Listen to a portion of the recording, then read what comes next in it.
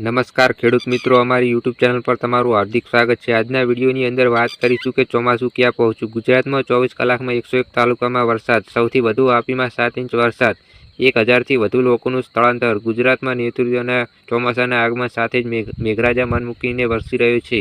રાજ્યમાં છેલ્લા 24 કલાકમાં 101 તાલુકામાં વરસાદ વરસ્યો હતો, જેમાં સૌથી વધુ 30 તાલુકાના માં પણ 2 થી 7 ઇંચ સુધીનો વરસાદ ખાબક્યો હતો। વલસાડના વાપીમાં સૌથી વધુ 7 ઇંચ વરસાદ નોંધાયો હતો। આજે રાજ્યમાં સાર્વત્રિક ભારે વરસાદની આગાહી કરવામાં આવી છે, સાથે પવનની ગતિ 30 થી 50 કિમી પ્રતિ કલાકની રહેશે અને લો પ્રેશર સિસ્ટમ સક્રિય થતાં વરસાદની આગાહી કરવામાં આવી છે, તો અન્ય જિલ્લાઓમાં સામાન્ય વરસાદ રહેશે તેવી આગાહી હવામાન વિભાગ દ્વારા કરવામાં આવી છે। હવામાન વિભાગની આગાહી પ્રમાણે વાત કરીએ તો વલસાડ, નવસારી, ડાંગ, ભરૂચ, સુરત, તાપી, મહીસાગર અને દાહોદમાં પણ ઓરેન્જ એલર્ટ આપવામાં આવ્યું છે। અમદાવાદ, ગાંધીનગર, વડોદરા, આણંદ, ખેડા, ભાવનગર, અમરેલી, ગીર સોમનાથમાં પણ યલો એલર્ટ જાહેર કર્યું છે, તો પવન સાથે વરસાદની વરસવાની શક્યતાઓ રહેલી છે।